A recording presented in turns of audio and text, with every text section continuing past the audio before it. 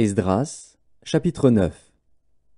Après que cela fut terminé, les chefs s'approchèrent de moi, en disant : Le peuple d'Israël, les sacrificateurs et les Lévites ne se sont point séparés des peuples de ces pays, et ils imitent leurs abominations, celles des Cananéens, des Hétiens, des Phéréziens, des Jébusiens, des Ammonites, des Moabites, des Égyptiens et des Amoréens. Car ils ont pris de leurs filles pour eux et pour leurs fils, et ont mêlé la race sainte avec les peuples de ces pays. Et les chefs et les magistrats ont été les premiers à commettre ce péché. Lorsque j'entendis cela, je déchirai mes vêtements et mon manteau, je m'arrachai les cheveux de la tête et les poils de la barbe, et je m'assis désolé. Auprès de moi s'assemblèrent tous ceux que faisaient trembler les paroles du Dieu d'Israël, à cause du péché des fils de la captivité. Et moi, je restai assis et désolé, jusqu'à l'offrande du soir. Puis, au moment de l'offrande du soir, je me levai du sein de mon humiliation, avec mes vêtements et mon manteau déchirés. Je tombai à genoux, j'étendis les mains vers l'Éternel, mon Dieu. Et je dis : Mon Dieu, je suis dans la confusion, et j'ai honte, ô mon Dieu, de lever ma face vers toi. Car nos iniquités se sont multipliées par-dessus nos têtes, et nos fautes ont atteint jusqu'aux cieux.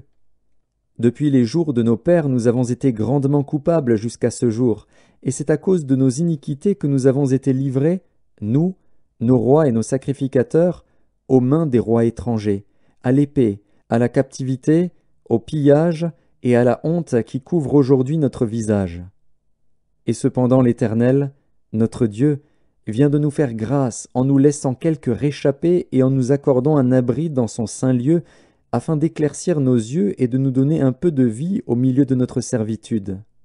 Car nous sommes esclaves, mais Dieu ne nous a pas abandonnés dans notre servitude.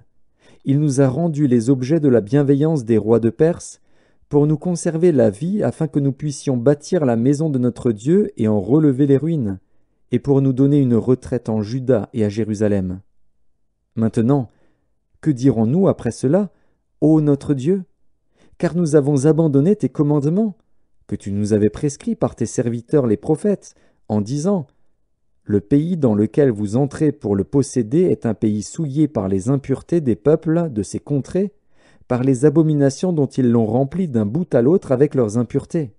Ne donnez donc point vos filles à leurs fils, et ne prenez point leurs filles pour vos fils, et n'ayez jamais souci ni de leur prospérité ni de leur bien-être, et ainsi vous deviendrez forts.